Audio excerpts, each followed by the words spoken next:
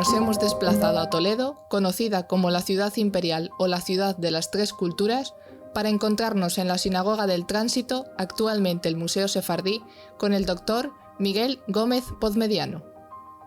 Profesor de Historia Moderna en la Universidad Carlos III de Madrid y jefe de referencias en el Archivo Histórico de la Nobleza de Toledo.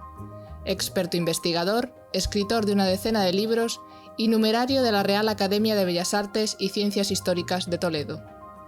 Es también coautor, junto con Carlos López, exdirector del Archivo de la Corona de Aragón, del libro estudio de la obra facsímil editada por Millennium Liber, 1492, Capitulaciones de Santa Fe y Edicto de expulsión de los judíos.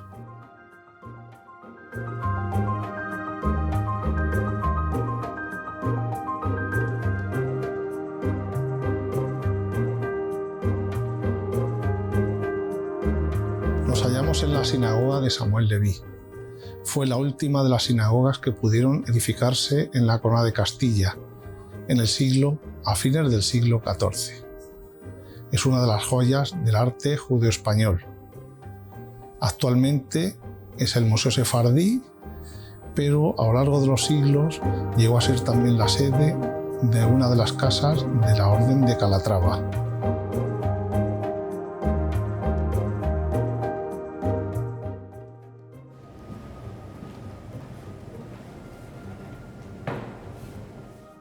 El facsímil está compuesto por diversos documentos de la época relacionados con los reyes católicos Fernando II de Aragón e Isabel I de Castilla. En relación a las capitulaciones de Granada, ¿hicieron los reyes católicos pactos secretos con el rey Boabdil?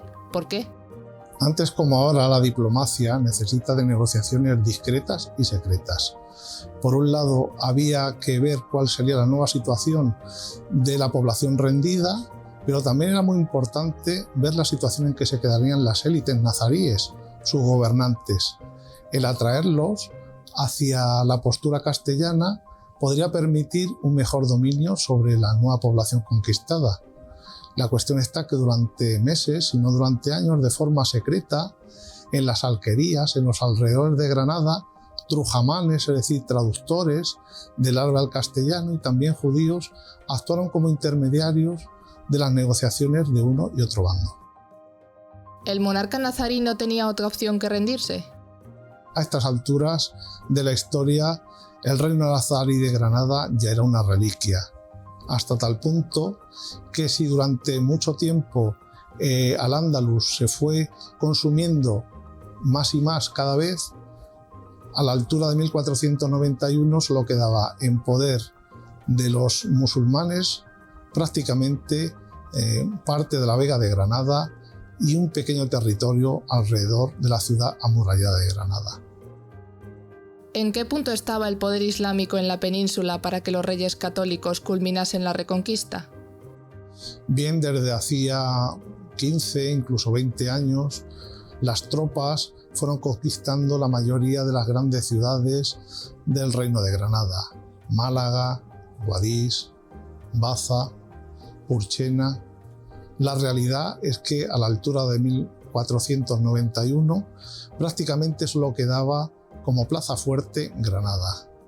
Solamente que, según algunas teorías, se retrasó la toma de Granada hasta el 1 de enero, simplemente para que se dieran cumplir antiguos presagios y augurios que decían que los reyes católicos, o unos reyes católicos mejor dicho, en esas fechas terminarían por concluir la reconquista. En relación al edicto de expulsión de los judíos de Granada, ¿por qué era importante para la corona expulsar a los judíos españoles en ese momento? Los judíos, a lo largo de los siglos, fueron teniendo un papel cada vez más preponderante, sobre todo en las finanzas. Eran banqueros, prestamistas, arrendaban el cobro de impuestos. Todo este tipo de cosas les hizo congraciarse con los de arriba, pero enemistarse con los de abajo, con el pueblo. Hay una serie de pogroms o de revueltas antijudías que terminan con buena parte, digamos, del tejido de las aljamas judías castellanas y aragonesas. A estas alturas de la historia, a partir de una serie de acontecimientos, como por ejemplo el Santo Niño de la Guardia, fue empleado precisamente contra, digamos, los judíos para justificar su expulsión definitiva de los reinos de España. ¿Tiene algo que ver con la expulsión de la Reconquista de Granada? Sí, se necesitaba de los judíos para financiar la empresa militar. Lo que se hizo después, una vez que entraron las tropas en la Alhambra, ya estaba concluido, digamos, ese paso que se había concertado con los reyes católicos para intentar, digamos, hacer del reino de Castilla el lema que tenían los grandes príncipes de la época: un rey, una grey, es decir, un pueblo, y una ley, es decir, una religión. ¿Fue una expulsión clandestina? No, fue una expulsión absolutamente vista como una empresa de Estado. Se le dio muy poco tiempo a los judíos para bautizarse o para salir del reino. Se les expulsó, además, prácticamente a la vez, de los reinos de Castilla y de los reinos de Aragón. Eso sí, ya desde el 1485 se habían expulsado buena parte de los judíos de Andalucía. ¿Existen actualmente comunidades sefardíes que hablen el español resultado de aquella migración? Sí, además muy importante. No se trata de fósiles antropológicos enclavados en buena parte de Europa, de Estados Unidos o de la propia Israel, sino que estamos hablando de comunidades vivas que hablan el ladino, el judeo español, muy próximo al que se hablaba en la Castilla o en Aragón de fines del siglo XV y que realmente conservan un patrimonio antropológico, cultural y emocional muy importante. En relación a las capitulaciones de Santa Fe, ¿es cierto que Cristóbal Colón iba en misión secreta? Bueno, iba en misión secreta desde el punto de vista que iba de una forma discreta para intentar encontrar la especiería por poniente. Los portugueses tenían controlado ya la ruta que circunvalaba África y ahora se trataba de encontrar un nuevo paso, a ser posible más corto, que conectara Europa con las especias de las Molucas, de Extremo Oriente, con la sede de la porcelana china. ¿Por qué se custodiaban en un archivo privado estos documentos diplomáticos? Pues se custodiaban fundamentalmente por una razón histórica básica. Es decir, por un lado, el marqués de Villena, el segundo marqués de Villena, tenía posesiones en Granada. Había sido un héroe, digamos, de la guerra de Granada, se le dieron unas posesiones y en un momento dado, pues tenía todos estos documentos que lo que reflejaban era buena parte de las tierras que terminaron en sus manos. Por eso terminó primeramente en Escalona, en el castillo de Escalona, en Toledo. De allí pasaron seguramente a la casa, ducal de los Villena en Madrid.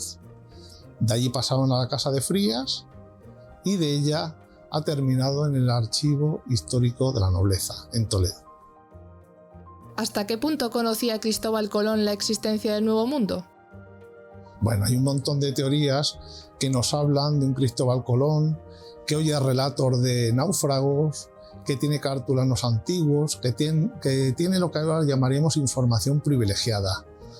Todo esto, obviamente, si no se puede demostrar, son simples hipótesis, algunas pueden ser reales, otras no, pero lo cierto es que son indemostrables.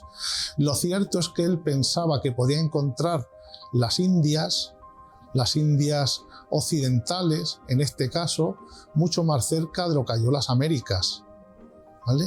Que en realidad era su objetivo prioritario. ¿Es verdad que llegó por error? No llegó por error. Lo que pasa es que él interpretó que era Japón o las tierras de China lo que terminó siendo el Mar Caribe. Una vez analizados todos los documentos que contiene el facsímil, ¿cree que es coincidencia o no la proximidad de las tres fechas, el 2 de enero, el 31 de marzo y el 17 de abril de 1492? No. Los reyes católicos iban dando pasos, digamos, para una expansión territorial importante. porque no solamente estamos hablando de una expansión ultramarina, sino también en la propia Castilla de la época, en la península ibérica, pero también se abren negociaciones con Inglaterra, con Francia, con Bretaña. Es una estrategia absolutamente premeditada de engrandecimiento. ¿Existía una estrategia definida por parte de la monarquía española? Sí, la empresa imperial que se forja unos años antes incluía, por supuesto, quedarse con buena parte de la península ibérica bajo la doble corona de Castilla y Aragón, pero también, digamos, tenía los ojos puestos, y eso se concretó unos años más tarde, por ejemplo, en la corona de Navarra, y también en una serie de acuerdos fundamentalmente matrimoniales con Portugal, que tendían a que toda la península ibérica cayera bajo el mismo poder, bajo el mismo trono.